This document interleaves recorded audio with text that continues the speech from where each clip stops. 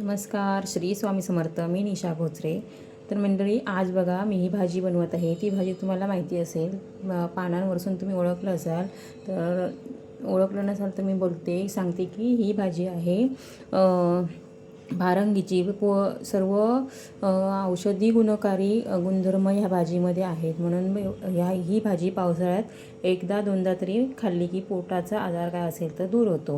म्हणून ही भाजी आवर्जून खावी. आणि आपण रोज अशाही ह्या भाज्या खात असतो, त्यामुळे बाजारात भेटणाऱ्या ही भाजी रानभाजी आहे, ती पावसाळ्यातच भेटते आणि कोवळी असताना तर खूप छान लागते. तर ही बघा, ही भाजी ना खूप कोवळी होती एकदम. तर ही आज आम्ही आणलेली सगळ्यांना आमच्या घरात खूप आवडते भाकरीसोबत. तर माझ्याकडची एक क्लिप राहून गेली भाजी उकडत ठेवतानाची, तर समजून घ्या थोडं. आता ही बघा, भाजी उकडून मी छान थंड पाणी असं ओतून गार पिळून घेतलं आहे, पाणी त्याच्यातलं काढून टाकलं. आता ही भाजी अशी सुट्टी करून घ्यायची, सुटसुटीत अशी करून घ्यायची, कारण नाहीतर फोडणीत टाकल्यानंतर तिचे गट्टे गट्टे राहतात. तर आता बघा, हा कांदा मिरची टाकला आहे मी, थोडीशी लसूण पण 1-2 पाकळ्या टाकलेल्या, आणि हे खोबरं घेतलं आहे. तर आता कांदा भाजत आला आहे. कांदा भाजला की चांगला लाल झाला आहे. आता आपण ही भाजी टाकून घेतली आहे बघा.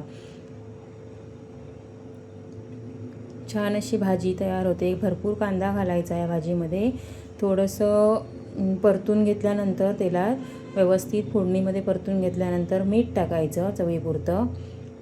आणि कोणाला हवं असेल तर मसाला पण टाकतात या भाजीमध्ये, लाल तिखट. पण आम्ही मिरची टाकली आहे बघा. आमच्याकडे अशी भाजी आवडते सगळ्यांना.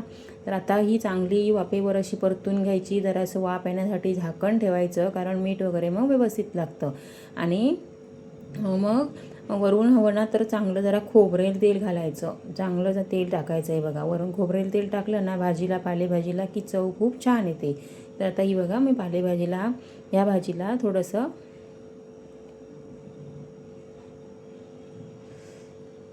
तेल टाकले आहे बघा. तर चांगली परत परतून घ्यायची. नंतर ओलं खोबरं टाकायचं आहे. खोबऱ्याशिवाय ही भाजी चांगली नाही लागणार. नाहीतर तुम्ही शेंगदाण्याचं कूट टाकत असाल तर कूटही टाकू शकता, कारण रानभाजी आहे. थोडं व्यवस्थित असलं, चांगलं केलं की चांगली लागते चवीला. आता ही भाकरीसोबत आपल्याला खायची आहे. चपातीसोबत एवढी चांगली लागणार नाही. जर ज्वारीची तांदळाची भाकरी असेल तर खूप छान लागते बघा. तुम्हाला कोणती आवडेल ती भाकरी तुम्ही खाऊ शकता, पण भाकरीसोबत ही भाजी छान लागते. तर ही बघा, ही भाजी आता माझी तयार होत आली आहे.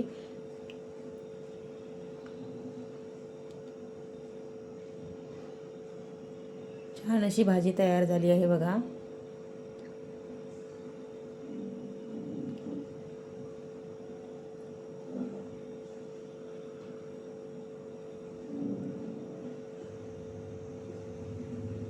आता व्यवस्थित परतून घेतलेली आहे, होत आली आहे भाजी.